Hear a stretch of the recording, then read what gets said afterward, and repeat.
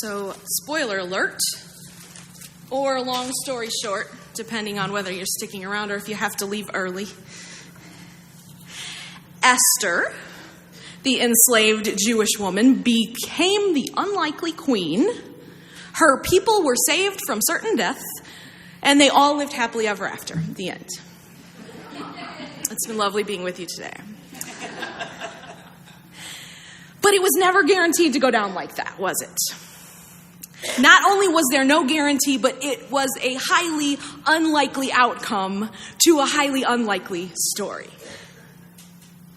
You see, this Persian king, his name was Ahasuerus, circa the year 479 BC, had just had his queen banished.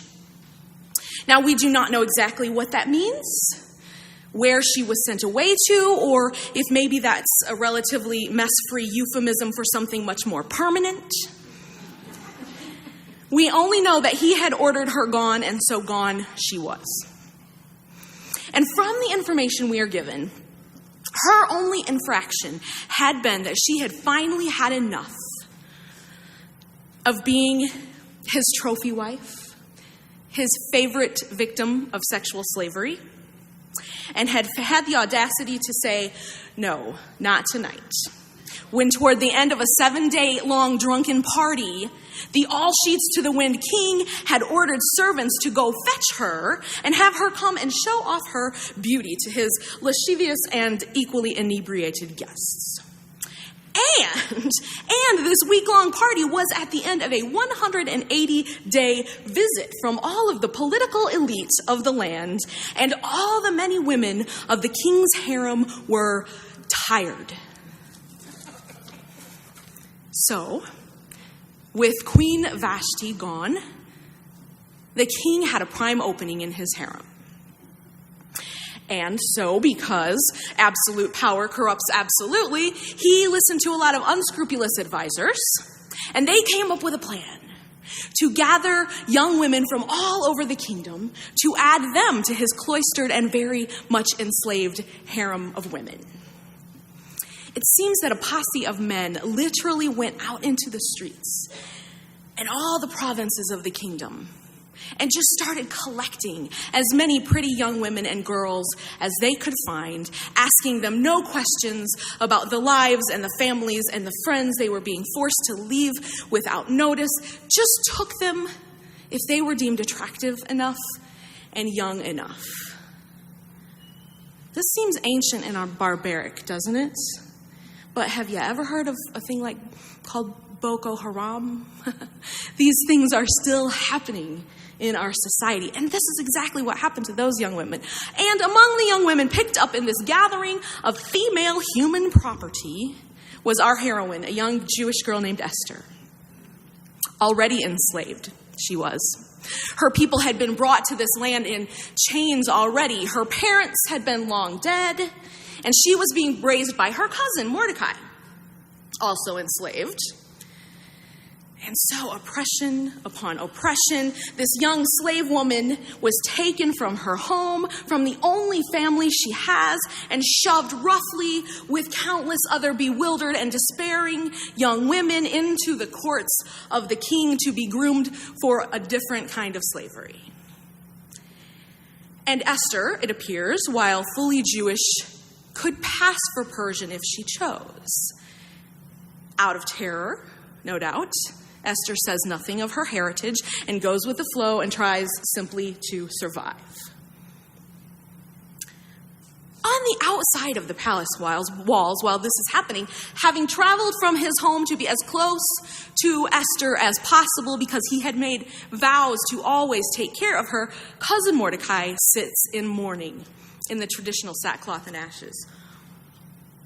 And years pass, at least 5 of them, from what the text tells us. Outside the walls, the world for the enslaved Jewish people is falling apart even more than it had been, because their captivity, which for years had been seen by the Persians as good for business, had started to turn a little sour.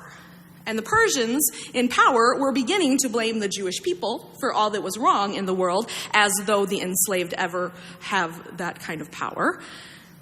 But for reasons really unspecified, other than pride and anger about personal grievances, men in positions of power were calling for the death of all the Jews.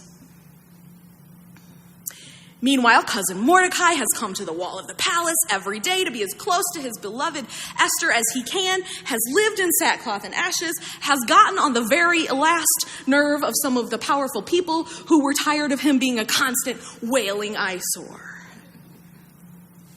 Inside the palace walls, in harem living quarters, as the years crept by, Esther had become the unlikely favorite of the king, and he had chosen her to be his new queen. And Esther, because she was apparently pretty interested in not being hanged for being Jewish, they were literally building gallows all over the nation for the express purpose of killing her entire race of people. She kept quiet about who she was, kept on passing for Persian, and Mordecai kept his vigil outside of the walls. And he kept sending her messages as often as he could that he loved her and was praying for her safety. And he sent them via this cadre of eunuchs who served inside the palace but came and went with more freedom than the women. Here's the interesting thing about the eunuchs. They were an entire class of enslaved men, given more freedom than the enslaved women, of course, but not by much. But they were men who, here's where the story gets a little yikes, but it's important to tell it bluntly.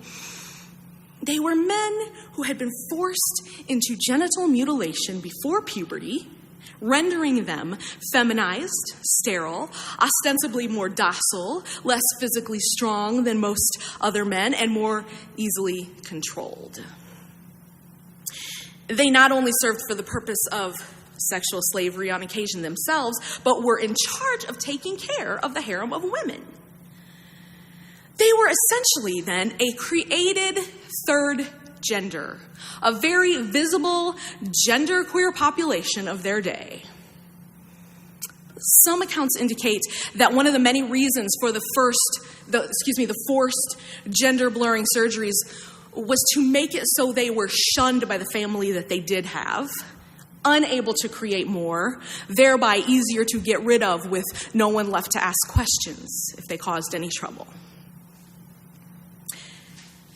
And so, I promise I am not making this up. They put these genderqueer, feminized men in charge of the cosmetology program of the harem. It's true. They took care of the skincare, the wardrobe, the hair and makeup needs of the women. You know, they did not teach me that part of the story in Pentecostal Sunday school. They did not. And I feel it is important, especially in this time, to add, they were likely the ones mixing the herbal tinctures necessary to keep women who did not want to be pregnant from remaining pregnant, because how else could women who survive and thrive under such circumstances? And so that's how the messages were passed. Between the enslaved Jewish people, the enslaved women, via the enslaved genderqueer men. Mordecai's message to Esther was exactly this, from the book of Esther in Jewish scripture, chapter 4, beginning in verse 13. Do not think that in the king's palace you will escape any more than the other Jews. For if you keep silence at such a time as this, relief and deliverance will rise for the Jews from another quarter, but you and your father's family will perish. Who knows? Perhaps you have been brought into the kingdom for just such a time as this. Who knows? I love it that Mordecai never once mentioned a calling from God. Not once. In fact, Esther is without a doubt the most humanist book of the curated Jewish holy text, with not a single mention of God in the entire thing, none whatsoever. Mordecai might not have been on speaking terms with the Lord right about then. I wouldn't have been either. And so Mordecai told his beloved Esther, here's the thing, dear cousin, who knows? We have no idea if this will work. But we sure as heck know that keeping silent isn't going to get any of us anywhere good. And maybe I mean, there's at least a chance, right? Maybe you can do something to help yourself and save your people if you use the gifts you have been given in this horrible place you did not choose. And speak up. Esther didn't choose to be queen. That was a fancy title for a sex slave. She didn't ask for any of this. And she had no obligation whatsoever to put her neck on the line and ask the king for any favors. She knew from Queen Vashti's example what could happen to anyone, even the queen, if you caught the king in a foul mood.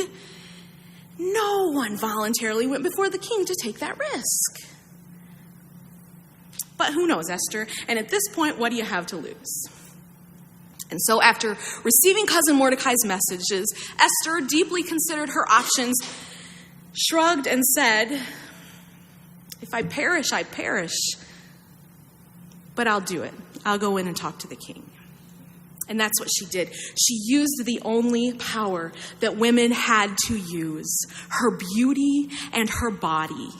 And she made sure the king wanted to keep her coming back again and again until one night she finally mustered up all her courage to say to him, listen, these people you're leaning toward calling for the genocide of, they're my people.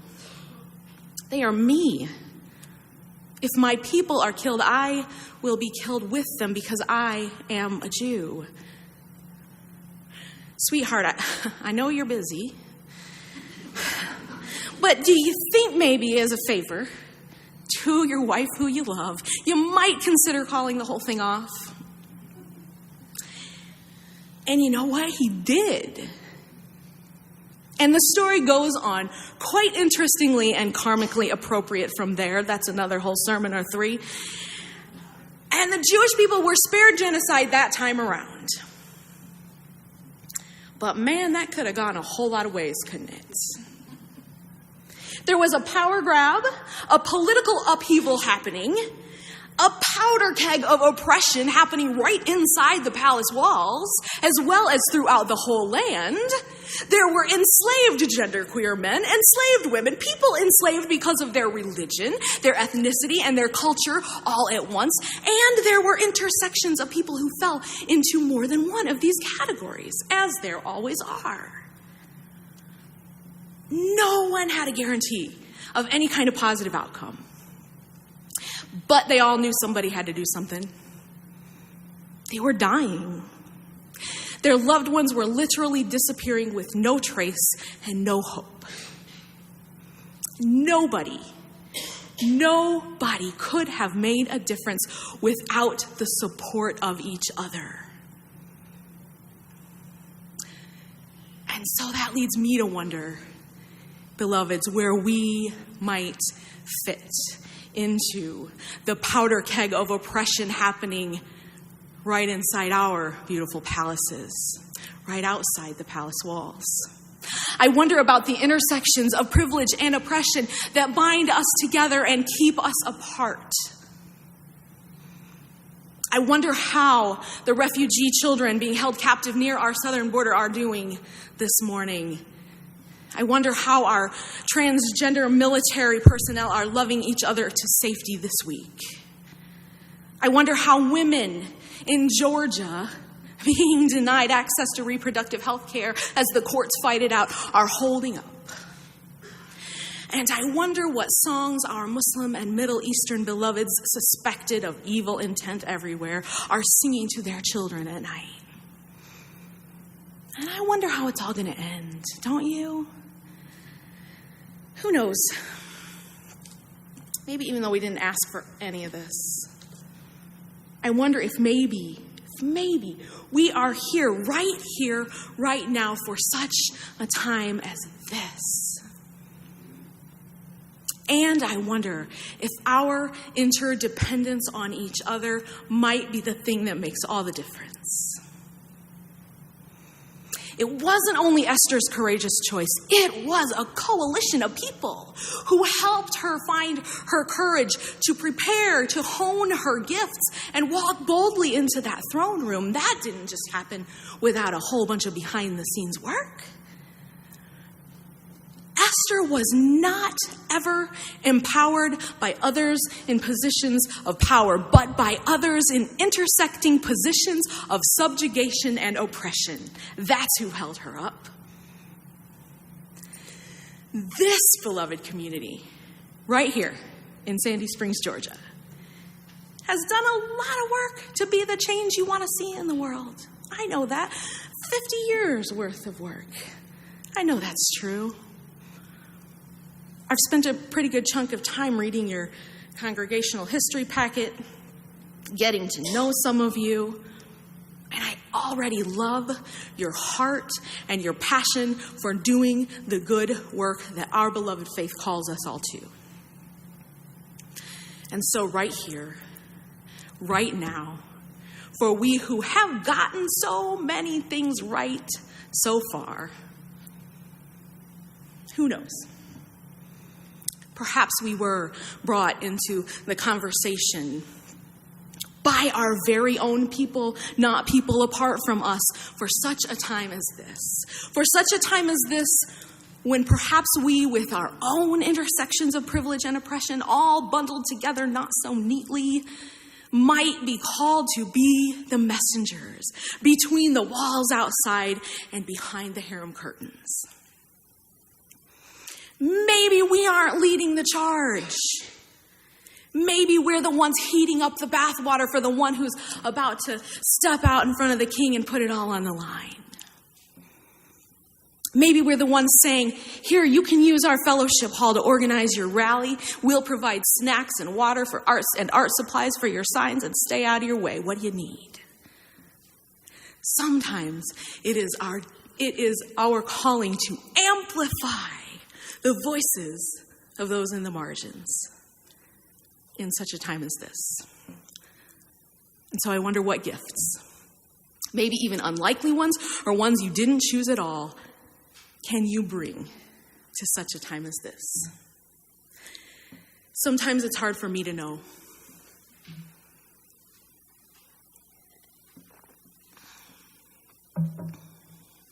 Sometimes I really just want to sit and weep and listen to someone who lives inside black skin or Jewish heritage or Muslim faith or a trans body get up in our pulpits instead of me, because, can I be completely honest, folks? I am not always sure what a middle-aged, straight, cisgender white woman has to add to the moment. But with my whole heart, I am here to figure it out with you. We are here together. And so for such a time as this, right here, right now, I have my words and my covenant. I have my promise to those who are in this fight, because your life doesn't give you any choice in the matter. You will not rise alone. We have this choice right now. We can say loud and clear that your lives matter to us. And if we perish, we perish. But we're still going into the throne room to speak truth to power, because for better or worse, I have cast my lot with you, and we are all in this together. Who knows? There never was a mention of God or a calling or a sure victory or an outcome that would make it all seem worthwhile. But that's the story of life, and we live it anyway, isn't it? If I perish, I perish. I mean, we will eventually anyway, but what about right now? What if maybe we are called to the kingdom for such a time as this? What if it's your gift that changes the heart of someone in power? Who knows? It could happen, and it wouldn't be a precedent. And so may we listen to the calling of our souls. May we truly live into those callings with whatever time we have left. May we be fully present right here, right now. And may we live and love fiercely, like people with nothing left to lose. Maybe so.